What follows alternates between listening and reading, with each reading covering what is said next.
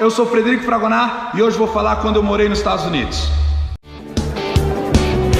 Se aproxime mais, me leva à tua sala secreta, me aproxime mais. Então, gente, eu queria falar que isso aconteceu em 1998. Eu não era crente, eu não era pastor ainda. Não que eu vá falar alguma coisa que realmente denigre a minha pessoa. Até porque eu não fiz absolutamente nada nos Estados Unidos a não ser estudar. Mas veja bem, eu fui para os Estados Unidos sem falar absolutamente nada em inglês. The middle have one best opportunity for score. Iraq mark the middle from behind. E after that, in second time I make to turn here. One player experience, teve mais chego, e another player que have E foi muito complicado porque realmente a cultura é diferente, tem um choque de cultura e a gente sofre muito. Foi a primeira vez que eu realmente decifrei e entendi o que a palavra saudade significava. Sentia saudade da minha mãe, do meu papagaio, do meu cachorro, do meu tio, da minha tia, sentia falta da minha família, da minha namorada. Então, gente, senti falta de muita coisa. E essa é a grande verdade da vida. Vez por outra, nós vamos estar sentindo falta de alguma coisa. Isso é completamente natural. O Brasil é um país maravilhoso, mas eu tenho que te falar, os Estados Unidos também têm suas grandes vantagens. Eu morei lá e morei aqui e tive experiências maravilhosas lá. A primeira experiência foi, eu não sabia nada e tinha que me virar. Algumas coisas curiosas aconteceram nesse meu trajeto para os Estados Unidos. Primeira coisa, eu chorei muito. Deep down in my heart, I still love you.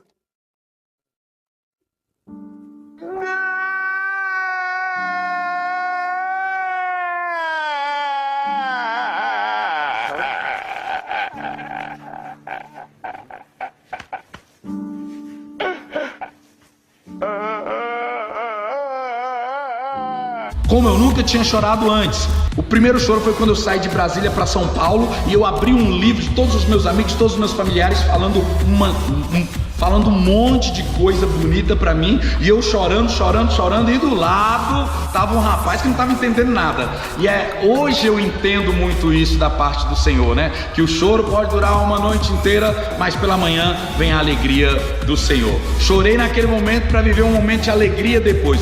Quando cheguei no Texas, quem é que me encontra? Meus pais, Mike e Andrea Groom, e eles me receberam com um chapéuzão de cowboy, né?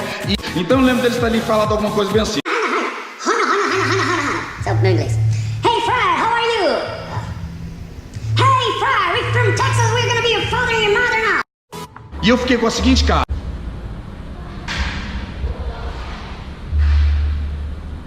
Eu só lembro deles terem falado alguma coisa assim. Eu imaginei que era pegar as malas. E eu fui pegar as malas e coloquei dentro do carro. Dentro do carro foi curiosa a conversa, porque eu não falava nada, a gente não falava nada. E é curioso, quando você chega nos Estados Unidos, você fica surdo e mudo. Não escuta e você não fala, você não consegue se comunicar. É uma coisa terrível, né? Naquela época, tenho que ressaltar, não tinha internet, o telefone era muito caro, a única comunicação que nós tínhamos era fumaça ou carta, né? Escrevi muitas cartas. Todos os dias eu escrevia algo no meu diário de bordo sobre o fato de estar nos Estados Unidos. Quem sabe um dia eu revelo os segredos desse diário de bordo.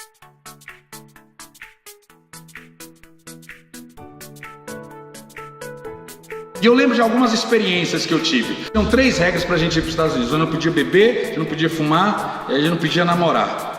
Acredite, não fiz nenhuma das 3. E aí, curioso que quando eu me reuni no final do ano com todos os outros intercambiários, falando, aí como foi? Tudo legal? E eu todo feliz aí. E aí, galera, vocês respeitaram as regras, né? É isso aí, todo mundo respeitou as regras, porque eu sou brasileiro, eu respeitei as regras, todo mundo respeitou as regras. E aí um virou pra mim e falou assim, eu fiquei com aquela cara de tonto no meio de todo mundo que não tinha respeitado nenhuma regra, e eu era o único idiota, o único bobo que tinha respeitado todas as regras. Hoje eu entendo que talvez eu possa ter parecido ser antiquado naquela época, mas eu fiz o que era certo. Regras foram feitas para serem respeitadas. Teve um outro momento muito curioso, quando eu fui para aula de matemática lá na escola, no high school, não sabia falar nada. Quando eu entrei para aqueles corredores bem coisa de filme mesmo, andando para um lado para o outro, e aqueles meninos correndo do lado, o time de futebol, o time de basquete, aquelas meninas das torcidas top. E eu fiquei, caramba, eu estou dentro de um filme. E aí quando eu entrei na sala, eu lembro que a professora falou, eu imaginei, deve ser sentar, né? Então se ela tá me chamando para sentar, eu fui lá e sentei. E aí quando eu sentei, eu lembro que a menina tava na minha frente, ela virou para mim e falou assim: What? Aí ela falou, hey, please, could you please scoot over? E eu não tinha entendido, mas na ânsia de responder a pergunta, eu falei, caramba, scoot over, o que deve ser isso? Ela tá mandando, deve ser tal. Ela deve estar perguntando como é que eu vim parar aqui nos Estados Unidos. E aí eu falei,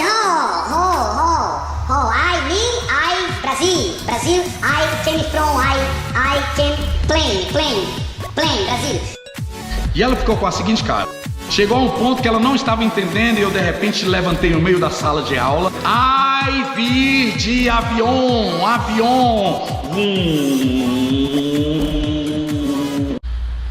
Ai, meu Deus, é ruim não ter roteiro. Curioso que em nenhum momento dessa viagem eu tive medo, mas medo é uma coisa que atrapalha você de prosseguir.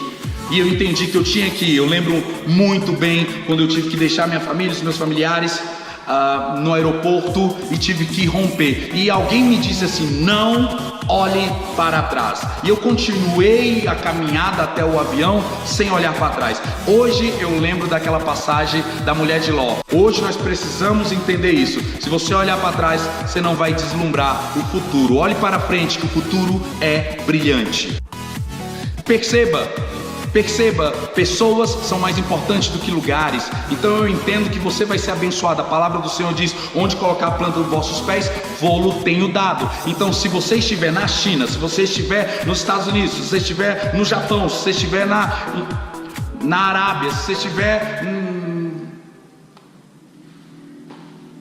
se você estiver na Chaparral, se você estiver em qualquer lugar, não importa o local, importa que você esteja e que você seja abençoado. A terra é sua e você será abençoado. Eu pensava que eu não sabia inglês, eu pensava que eu não ia conseguir. Ficar longe de casa, dos familiares é muito difícil, mas eu entendi que o sacrifício daquele tempo poderiam me projetar para um futuro melhorado. E isso que aconteceu. Eu tenho certeza que você talvez esteja fazendo projetos, seja de viajar, seja uma nova faculdade, seja qualquer coisa que você está desejando realizar. Saiba, desistir não é a melhor saída. Persistir e insistir é aquilo que vai lhe trazer o bom êxito. Eu dormia assim, a cama era bem próxima do chão. Tinha uma janelona grande, gigantesca, e todos os dias eu olhava para aquela janela e via os aviões passando, e eu falava, um dia eu vou voltar para o Brasil, um dia eu vou voltar para minha família, para os meus amigos. Vocês sabem que nós como jovens, nós temos a mania de potencializar os nossos problemas, é completamente natural. Então aquilo era um problema para mim naquele momento. Sabe que muitas vezes a gente desvaloriza o problema do jovem por pensar que não é nada diante de tantos outros problemas, mas isso não quer dizer que aquilo não é um problema e que não é importante para ele. Aquele problema que o jovem está passando é sim importante. Então aquele momento para mim era crucial, era terrível. Eu precisava matar a saudade. Eu só consegui isso através de Deus. Um Deus que eu não tinha tanto conhecimento de quem é, mas muito temor no coração. Por isso que todas as vezes eu escrevia, Deus me ajude, Deus me ajude, Deus me ajude. Então se você está passando por algum problema, alguma situação, escreva isso na tábua do teu coração e verbalize isso, Deus me ajude, e Ele vai lhe escutar e vai lhe ajudar. Beijo no coração, paz! É isso aí, se você está viajando para os Estados Unidos, É isso aí que vai acontecer, não sei nem o que vai acontecer.